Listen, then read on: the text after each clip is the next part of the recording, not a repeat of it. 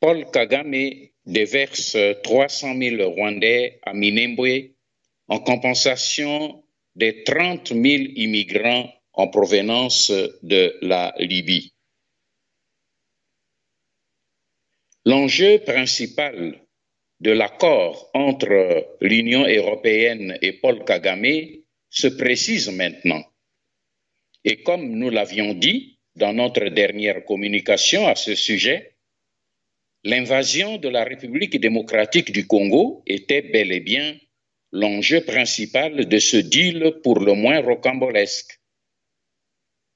En effet, depuis 24 heures, plusieurs sources civiles et militaires ne cessent de nous alerter à partir de Minembwe pour nous signaler l'entrée massive des populations rwandaises, estimées à plus de 300 000 personnes.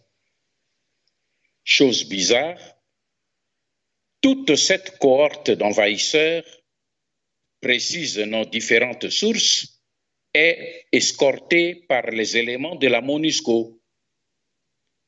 Ces populations rwandaises sont ensuite accueillies et nourries sur place à Minembwe par les éléments des milices armées dénommées Ngomino, milices fondées et soutenues par Azarias Ruberwa.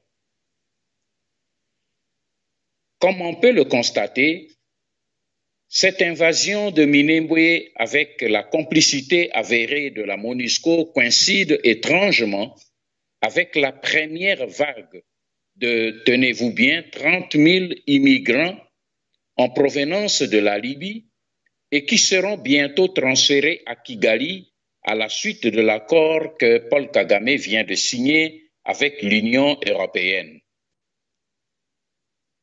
Mais les Congolais doivent savoir que les 30 000 immigrants africains en provenance de la Libye pour le Rwanda et qui ont été sélectionnés parmi les dizaines de milliers d'immigrants bloqués en Libye sont tous des Africains nilotiques en provenance particulièrement de l'Éthiopie et de l'Érythrée.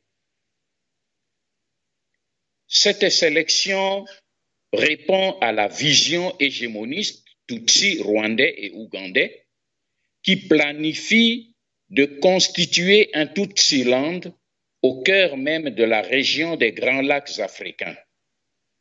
Ainsi, dans un premier temps, les 300 000 Tutsis rwandais qui sont arrivés en RDC à Minembwe seront très prochainement rejoints par les 30 000 Africains nilotiques en provenance de la Libye. L'attitude complice de la MONUSCO n'étonne donc pas. Elle répond simplement à la logique de l'accord que l'Union européenne vient de conclure avec le président rwandais sur le dos du peuple congolais. Il appartient donc au peuple congolais orphelin, sans dirigeant politique ni classe politique pour le protéger.